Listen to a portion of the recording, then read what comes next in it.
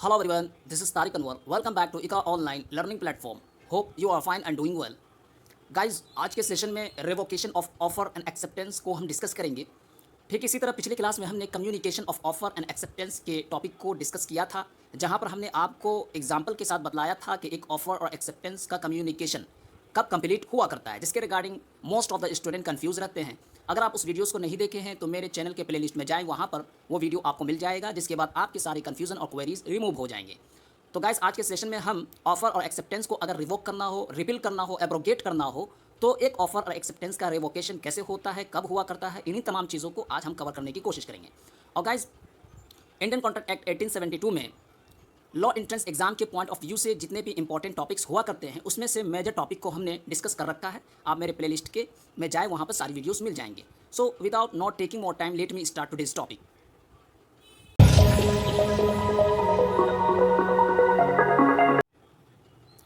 Communication of revocation of an offer and N acceptance. एक offer और acceptance के revocation के कम्युनिकेशन।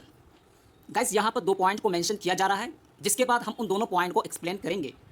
तो पहला point, first point is related to acceptor and the second point is related to offer, that is proposal. So have a look at the first point, as against the person who makes it.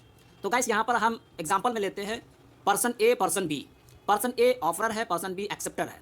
तो person B के जिसने जो अपने acceptance को revoke करना चाहता है, abrogate करना चाहता है, तो इसके एक्सेप्टेंस का एब्रोगेशन या रिवोकेशन कब कंप्लीट होगा?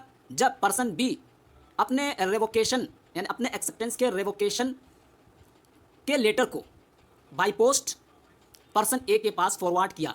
वैसे ही एक्सेप्टेंस का रिवोकेशन एक्सेप्टर के लिए यानी पर्सन बी के लिए कंप्लीट हो जाएगा। इसी पॉइंट को यहाँ मेंशन किया, when it is put into a course of transmission to the person to whom it is made. And the second point, as against the person to whom it is made when it comes to his knowledge. तो guys, person A यानी जो offer है, proposer है, उसके against या उसके लिए person B के एक्सेप्टेंस के रिवोकेशन का कम्युनिकेशन कब कंप्लीट होगा? जब वो लेटर जो बंदा बी ने ए के तरफ फॉरवर्ड किया था, जब वो लेटर पर्सन ए के पास पहुंच जाएगा या उसके नॉलेज में आ जाएगा, वैसे ही एक्सेप्टेंस का रिवोकेशन प्रपोजर यानी ऑफर के लिए भी क्या हो जाएगा? कंप्लीट हो जाएगा। अब हम इसे एक एग्जांपल के साथ देखते हैं ताकि कॉन्सेप्ट क्लियर हो सके। सो have a look at the explanation. Revocation of offer and acceptance is an important aspect of contract law in India. तो गाइज, रिवोकेशन ऑफ ऑफर यानी ऑफर को खत्म करना या एक्सेप्टेंस को खत्म करना, ये बहुत ही इंपॉर्टेंट एस्पेक्ट है इंडियन कॉन्ट्रैक्ट लॉ में। The Indian contract act 1872 defines the rules and regulations governing contracts in India. और गाइस, ये पता ही है कि इंडियन कॉन्ट्रैक्ट एक्ट 1872 ये इंडिया में कॉन्ट्रैक्ट को गवर्न करने के लिए, चलाने के लिए रेगुलेशन और रूल्स को डिफाइन करता है। And the next, offer and acceptance are two fundamental elements of a contract. तो गाइस, ये भी पता होना चाहिए कि ऑफर और एक्सेप्टेंस ये दो फंडामेंटल एलिमेंट्स है कॉन्ट्रैक्ट का। इसके बगैर कॉन्ट्रैक्ट फॉर्म नहीं हो सकता। And offer is a proposal made by one party to another. Guys, यहाँ पर ऑफर को एक्सप्लेन कर रहे हैं कि ऑफर क्या होता है। ऑफर कहते हैं प्रपोजल को जो एक बंदा दूसरे बंदा से क्या करता है, indicating the willingness to enter into a contract on a specific terms, जिसमें एक स्पेसिफिक टर्म्स पर एक कॉन्ट्रैक्ट में आने का कंसेंट दिया करता है एक व्यक्ति दूसरे व्यक्ति से। Acceptance is the agreement by the other party to the terms of the offer. तो गाइस, एक्सेप्टेंस होता है जो ऑफर ने ऑफर दिया है और उस ऑफर के जो भी टर्म एंड कंडीशन है, ऑफर के टर्म एंड कंडीशन को अपना असेंट कंसेंट देने को ही क्या कहते हैं? एक्सेप्टेंस कहते हैं। तो ये कुछ बेसिक चीज़ें थे related to offer and acceptance. And the next, revocation of offer. An offer can be revoked by the offer at any time before it has been accepted. तो गाइस, एक ऑफर को रिवोक करना हो तो एक offer को किसी भी वक्त, किसी भी टाइम क्या है, रिवोक किया जा सकता है, ख़त्म किया जा सकता है ऑफर के द्वारा। यानी कि जो बंदा ऑफर दिया है तो वो अपने ऑफर को किसी भी टाइम, मगर कंडीशन ये है कि वो ऑफर, उस ऑफर को एक्सेप्टर ने एक्सेप्ट ना किया हो। यानी एक्सेप्टर के एक्सेप्ट करने से पहले ऑफर अपने ऑफर को किसी भी टाइम रिवोक और रिपील कर सकता है। The revocation of an offer can be communicated to the offeree by any reasonable means. और गाइस, सेकंड पॉइंट ये कह रहे हैं कि एक ऑफर का रिवोकेशन का कम्युनिकेशन ये ज़रूरी है ऑफरी को। यानी कि जो ऑफर है वो अपने ऑफर को रिवोक करना चाहता है, तो ऑफर के लिए ज़रूरी है, मैंडेटरी है कि वो अपने ऑफर के रिवोकेशन को ऑफरी से कम्युनिकेट करे। यानी ऑफर अपने ऑफर के बारे में बतलाए ऑफरी से कि मैं अब यानी कि कॉन्ट्रैक्ट या एग्रीमेंट में नहीं आना चाहता हूँ, मैं अपने ऑफर को वापस ले रहा हूँ।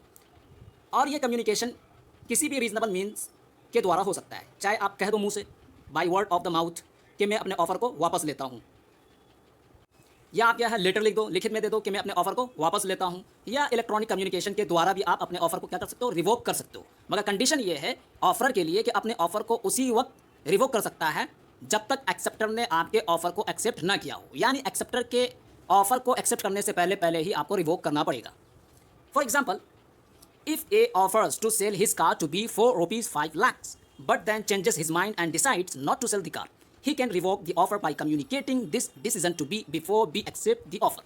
तो गाइस यहाँ पर मैंने एग्जाम्पल को मेंशन किया है ऑफर के रिवोकेशन के रिगार्डिंग ताकि आपको कॉन्सेप्ट क्लियर हो सके। एग्जाम्पल ये है कि अगर ए अपनी कार को बी से 5 लाख रुपए के इवज सेल करने बेचने का ऑफर देता है, मगर बाद में ए का माइंड क्या होता है, चेंज हो जाता है और वो ये फैसला कर लेता है कि मुझे अपनी कार नहीं बेचना है। तो अब क्या करेगा, जो ए है ऑफर है वो अपने ऑफर को रिवोक कर सकता है, ख़त्म कर सकता है अपने डिसीजन को बी से बदला कर। कंडीशन ये है कि बी ने उसके ऑफर को एक्सेप्ट ना किया हो, यानी अगर ए अपने ऑफर को ख़त्म करना चाहता है तो ए के लिए ज़रूरी है कि बी उसके ऑफर को एक्सेप्ट ना किया हो। बी के एक्सेप्ट करने से पहले पहले अपने ऑफर के बारे में, अपने ऑफर के रिवोकेशन के बारे में बी से बतला दे कि मैं अब क्या है अपना ऑफर वापस ले रहा हूँ। तो गाइस ये था revocation of offer. And the next, revocation of acceptance. अब एक्सेप्टेंस का रिवोकेशन कैसे होता है, सो have a look. N acceptance can also be revoked under certain circumstances. तो गाइस एक एक्सेप्टेंस को भी रिवोक किया जा सकता है, खत्म किया जा सकता है पर्टिकुलर सर्कमस्टांसेस के under. If the acceptance is based on a mistake और fraud, the acceptance can be revoked. यानी अगर एक्सेप्टर का एक्सेप्टेंस ये मिस्टेक पर बेस्ड हो या फ्रॉड पर बेस्ड हो, बाद में जाकर एक्सेप्टर को पता चला कि उसके साथ फ्रॉड किया गया है, तो अब एक्सेप्टर अपने एक्सेप्टेंस को क्या कर सकता है, रिवोक कर सकता है, खत्म कर सकता है। तो इसका एग्जाम्पल लेते हैं। For example, if A offers to sell his car to B for ₹5 lakhs and B accept the offer based on the condition that the car is in good condition. तो गाइस यहाँ example ये है कि अगर ए जो कि offer है वो अपनी कार को बी से 5 लाख रुपए के इवज सेल करने का ऑफर किया और बी ने ऑफर को एक्सेप्ट भी कर लिया इस कंडीशन पर कि कार जो है, कार का कंडीशन बहुत ही अच्छा है, मगर बाद में पता चलता है कि कार का मैकेनिकल प्रॉब्लम है, कार में मैकेनिकल क्या है, प्रॉब्लम है। तो अब क्या होगा, अब ये होगा कि एक्सेप्टर अपने एक्सेप्टेंस को रिवोक कर सकता है। और ये ऐसा क्यों हुआ, इसलिए कि ए ने डीलिंग के टाइम कार के मैकेनिकल प्रॉब्लम को ए से नहीं बतलाया था। तो अब बी जो कि एक्सेप्टर है वो अपने एक्सेप्टेंस को क्या है, रिवोक कर सकता है। तो रिवोकेशन ऑफ एक्सेप्टेंस को हम इसी एग्जांपल से समझ सकते हैं। फॉर एग्जांपल कि जैसा कि यहाँ पे एग्जांपल में मेंशन है कि ए ने अपनी कार को 5 लाख रुपए के इवज बी से क्या है बेचने का ऑफर दिया और बाद में पता चला कि जो कार जिस कंडीशन के साथ होना चाहिए था उस कंडीशन के साथ नहीं पाया, यानी कि उसमें मैकेनिकल प्रॉब्लम है, बहुत सारी प्रॉब्लम है। तो अब बी जो कि एक्सेप्टर है वो क्या है, अपने एक्सेप्टेंस को रिवोक करना चाहता है। तो बी के लिए ज़रूरी है, मैंडेटरी है कि वो अपने रिवोकेशन के इंटेंशन को, यानी अपने रिवोकेशन के बारे में क्या है, पर्सन ए जो कि ऑफरर है, प्रपोजर है, उससे कम्युनिकेट करे। यानी कि बी ने एक्सेप्ट कर लिया कि मैं तुम्हारी गाड़ी खरीद लूँगा, मगर बाद में जो है वो कंडीशन फुलफिल नहीं किया गया ए के द्वारा। तो अब क्या है, उसने माइंड बना लिया कि मुझे अपने एक्सेप्टेंस को रिवोक करना है, ख़त्म करना है। तो अब यहाँ पर बी जैसे ही अपने एक्सेप्टेंस के रिवोकेशन के बारे में जो भी लेटर बाय पोस्ट फॉरवर्ड किया है, जैसे ही फॉरवर्ड करेगा वैसे ही क्या हो जाएगा, एक्सेप्टर के लिए रिवोकेशन, एक्सेप्टेंस का रिवोकेशन कंप्लीट हो जाएगा। और जब वो लेटर ए के पास, यानी कि पर्सन ए के पास पहुंचेगा, तब ए के लिए भी, ए के अगेंस्ट भी क्या हो जाएगा, एक्सेप्टेंस का रिवोकेशन कंप्लीट हो जाएगा। तो गाइज ये था रिवोकेशन ऑफ एक्सेप्टेंस। और गाइज यहाँ पर ये बात मेंशन करना ज़रूरी है कि जब एक मरतबा रिवोकेशन या विथड्रोवल, यानी ऑफर या एक्सेप्टेंस का रिवोकेशन या विथड्रोवल कम्युनिकेट हो जाए, यानी कि बंदा ए बंदा बी आपस में दोनों क्या है, रिवोकेशन और विथड्रोवल को क्या कर ले, कम्युनिकेट कर ले, तो वैसे ही क्या हो जाएगा, ये इफेक्टिव हो जाएगा, जिसके बाद ऑफर और एक्सेप्टेंस वैलिड नहीं रहेगा। इसका मतलब ये हुआ कि पार्टीज जो हैं एक्सेप्टेंस और ऑफर के टर्म एंड कंडीशन के लिए बाउंड नहीं होंगे।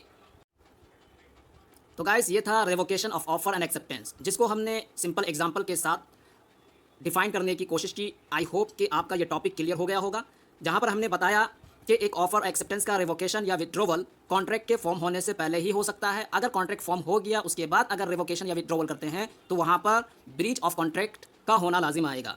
तो इससे ये समझ में आया कि revocation of offer and acceptance contract के फॉर्म होने से पहले ही हो सकता है। तो गाइस आज के सेशन को यहीं पे स्टॉप करते हैं। नेक्स्ट वीडियो में जो भी लॉ एंट्रेंस एग्जाम के पर्सपेक्टिव से इंपॉर्टेंट टॉपिक्स होंगे उसको हम कवर करेंगे।